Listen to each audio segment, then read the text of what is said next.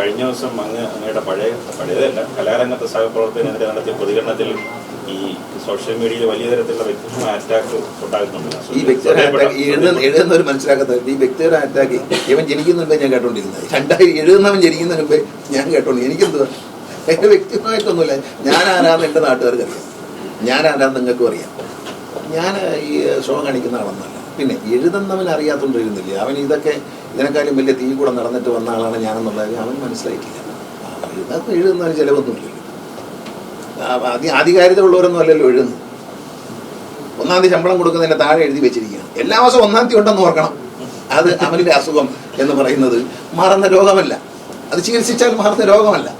അത്തരം ആളുകളുടെ അസുഖം ചികിത്സിച്ചാൽ മാറുന്ന രോഗമല്ല. അതിനൊന്നും മോഹനയ്ക്ക് എടുക്കണ്ട.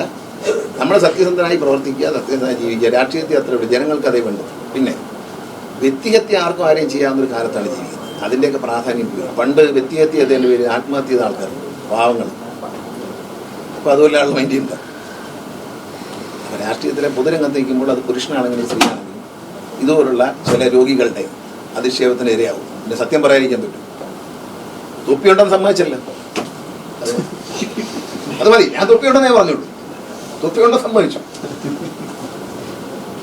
തൊപ്പിയുള്ളത് മാത്രമല്ല, പോലീസ് ഉദ്യോഗസ്ഥന്റെ വേഷമിട്ട് എറണാകുളത്ത് ഒരു പരിപാടിയിൽ പങ്കെടുക്കാൻ പോയിട്ട് വിവാദമായതൊന്നും മറക്കരുത്. നിങ്ങളിൽ തന്നെ എൻ്റെ ക്ലിപ്പിങ്ങുകളൊക്കെ ചില മാധ്യമങ്ങൾ ആഘോഷമായ പരിപാടി കൊടുത്തിരുന്നു അന്ന് ഈ പരിപാടി പങ്കെടുക്കുന്നത്. പോലീസ് വേഷം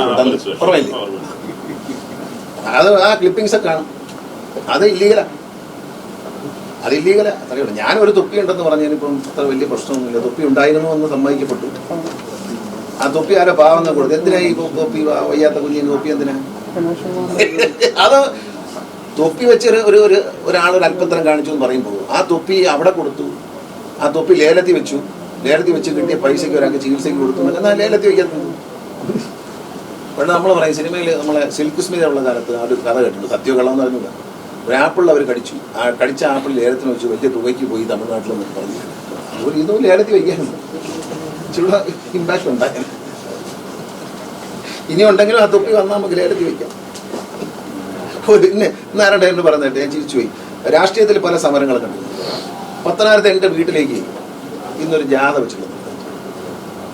എന്തിനാന്ന് ചോദിച്ചിട്ട് ആർക്കും മനസ്സിലായി. പോലീസ് ഉദ്യോഗസ്ഥന്മാരോട് ചോദിച്ചിട്ട് അവർക്ക് മനസ്സിലായില്ല, നാട്ടുകാർക്ക് മനസ്സിലായില്ല. അപ്പോൾ അവസാനം ഞാൻ ചോദിച്ചു, തൊപ്പിയാണോ കാര്യം? സത്യം പറയട്ടെ, കേരളത്തിൽ ജീവിക്കുമ്പോൾ ഒരു കാര്യം ആലോചിക്കുക. കുഞ്ചൻ തമ്പിയാർ നേരത്തെയും മരിച്ചത് നന്നായി, അല്ലെങ്കിൽ അദ്ദേഹം ദൂരം ചീത്ത കെട്ടി വന്നാൽ. തമാശ പറഞ്ഞാൽ അത് മനസ്സിലാകാതെ വൈരാഗ്യ ബുദ്ധിയോടെ മറുപടി പറയുന്ന ആളുകളോട് കുഞ്ചൻ തമ്പിയാർ നേരത്തെ മരിച്ചല്ലോ എന്ന സന്തോഷം മാത്രമേ അദ്ദേഹം രക്ഷപ്പെട്ടു.